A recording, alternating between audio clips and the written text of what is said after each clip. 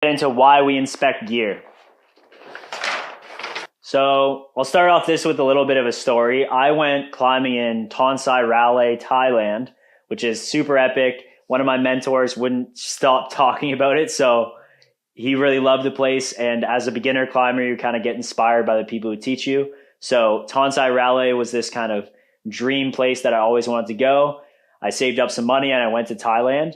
And while I was researching this area, one thing that I learned was that the people who had set the bolts didn't realize that being so close to the ocean, the salt would actually erode the metal on the bolt, and it made the bolts like potato chips. So when people fell on them, they literally just snapped.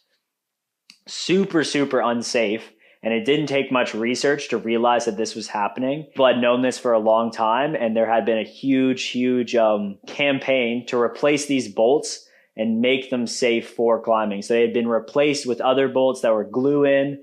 They were made with a different material, and that way the people climbing there would be safe. But there's some terrifying video that I watched of someone falling and the bolt just snapping.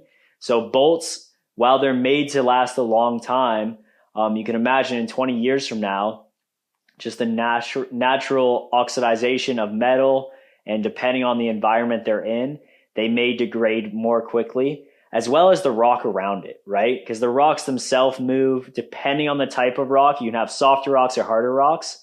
So those rocks, even if the metal remains, sometimes earth moves.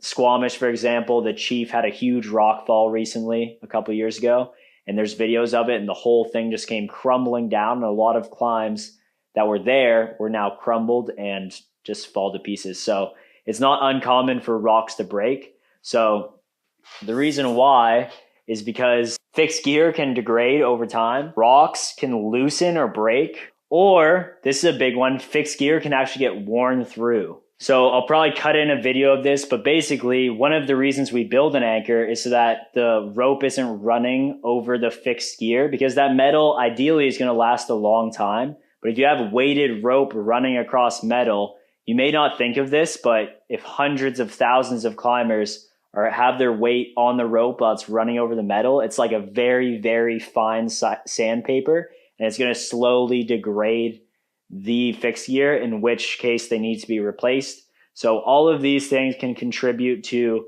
an anchor not being safe, for you to have your rope running through it, or even clip and build an anchor on it. So the first thing I do whenever I get to an anchor is I'm looking for these things. In the next video, I'm going to talk exactly about what I look for and kind of the process I do to assess the anchor. Because really, if you know what to look for, it doesn't take more than a couple seconds to look at the anchor and touch it, and then you know if it's safe or not. The Thailand case obviously did some research ahead of time. If you do a little bit of research and talk to people, usually they'll tell you, oh, there's some sketchy anchors over there. But if you rock up to an anchor, it's possible that it just got missed, or maybe your research didn't uncover it. So it's important to inspect an anchor every time you get to it. And we're going to talk about what to look for right after this.